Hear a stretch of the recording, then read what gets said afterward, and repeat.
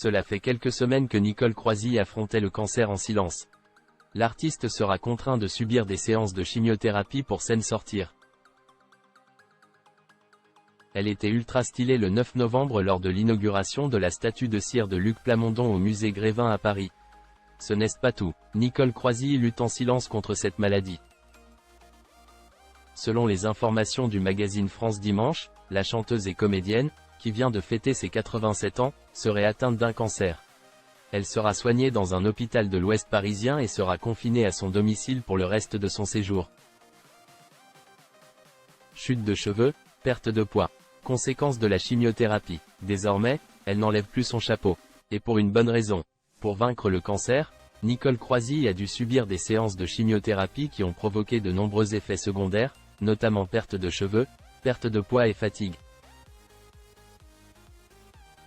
Si elle n'avait jamais évoqué son état de santé, l'artiste a donné quelques indices le 9 octobre 2023, lorsqu'elle s'exprimait sur RTL à l'occasion de son anniversaire.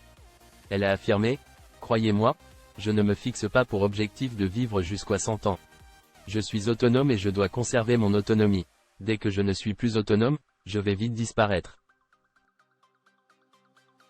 Nicole Croisille ait le droit de mourir dignement. Lorsqu'elle ne lutte pas contre la maladie, Nicole Croisille se bat, comme Lynn Renaud, pour le droit de chacun à mourir dignement. Elle a accompagné certains proches jusqu'au bout et a refusé de revivre cette situation de l'autre côté. Nous aurons bientôt le choix, si les députés font leur travail, a-t-elle souligné sur RTL.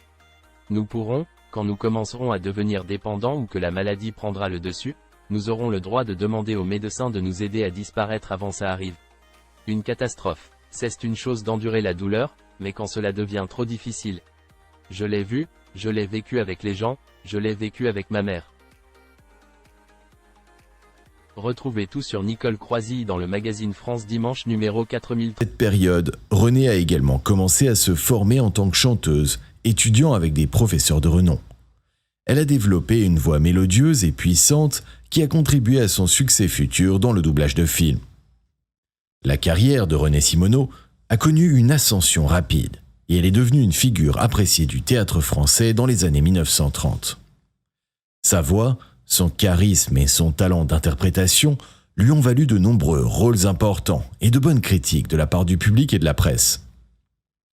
Cependant, la montée en puissance de Renée Simoneau a été interrompue par la Seconde Guerre mondiale. Pendant l'occupation allemande, elle a rejoint la résistance française et a participé activement à des actions de sabotage et de contre-espionnage. Cette période difficile a mis sa vie en danger, mais sa détermination et son courage l'ont aidé à surmonter les obstacles. Malgré les défis de la guerre, Renée Simoneau a réussi à poursuivre sa carrière après la libération de la France. Elle a continué à travailler au théâtre et a également fait son retour au cinéma, jouant dans plusieurs films français.